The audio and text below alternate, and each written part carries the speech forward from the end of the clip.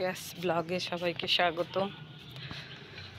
তো এই যে হালুম ছাদে চলে আসছে, দুষ্টু পাখিটা ছাদে চলে আসছে। কিন্তু দুঃখের বিষয় হচ্ছে আমার আগ গাছটা কেমন হয়ে গেছে,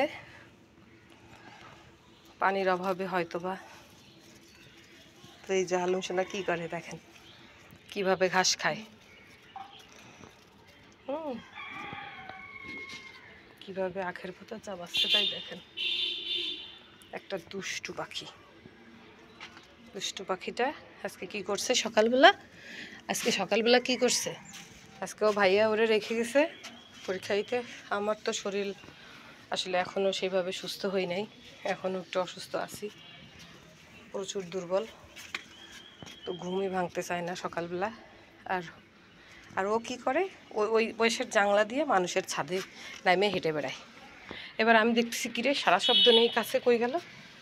তাড়াতাড়ি যেয়ে আমি আবার ডাক দিছি ওই পাশ থেকে, জানলা থেকে। আর এমন মানে আজকে সবাই 3টা চাবি গ্রিলের, 3টাই ওর আব্বা 2টা নিয়ে গেছে, ছেলে 1টা নিয়ে গেছে। আর আমি বেরোবো কীভাবে, আর ওরেও বানবো কীভাবে। এবার ও কী করছে, আমি ডাক দিছি, আমার ডাক দেওয়া দেখে ও আবার চলে আসছে, গ্রিল দিয়েই আবার লাফ দিয়ে চলে আসছে। আমার তো অনেক ভালো লাগছে, আমার সোনাটা, আমার বাচ্চাটা, আমার পাখিটা লাফ দিয়ে মাঠটাকে চলে আসছে। অন্য সময় আসতে চায় না, মানে দেরি করে, একটু করে, মুচড়ামুচড়ি করে, কুচড়ি করে।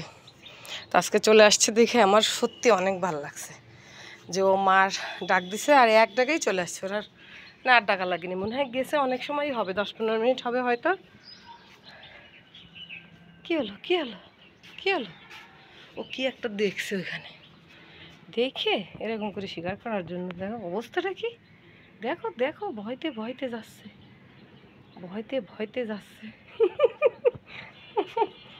বপাইছে কি ওখানে, কিছু না মা, আমার বীর পুরুষ ছেলেটা ভয় পায় নাকি? আরে পানি পড়তেছে, আয়, ভয় পাওয়ার কিছু নাই, আসো মা। এই আবার ওই ডগিগুলো এরকম করে কেন? হ্যাঁ, এই ডগিগুলো তো খুব দুষ্টু। একটু ছাদে আসছে বেড়াইতে হালুম, তার ডগিগুলোর জ্বালায় শান্তি নেই, ঘেউ করেই যাচ্ছে। হ্যাঁ না, তুমি চলো, তুমি এদিক যাও, আমি আসি, মা আসি না সাথে।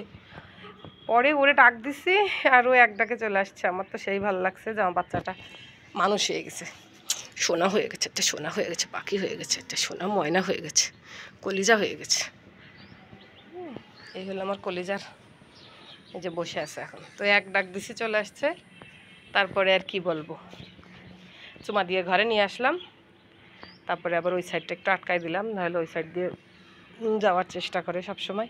এদিকে মা, এদিকে তাকাও, সোনা পাখিটা এদিকে তাকাও। তো হচ্ছে এক ডাকে চলে আসছে, সব চাবি টাবি নিয়ে গেছে। আমি তো টেনশনে পড়ে গেছি কার কাছে এখন আবার চাবি চাইতে যাবো। ওই থেকে আমার বাচ্চাদের চলে আসছে, গ্রিল দিয়েই চলে আসছে, আবার ফাঁকা দিয়ে গেছে, ফাঁকা দিয়ে আবার চলে আসছে লাফ দিয়ে। না শোয় না শুধু মানা করছি আমি। হ্যাঁ, তোর দুষ্টু পাখি হয়েছে, শুধু শুয়ে পারে একটা কলিজা হয়েছে, একটা সময় দিয়ে খালি সময় দিয়ে।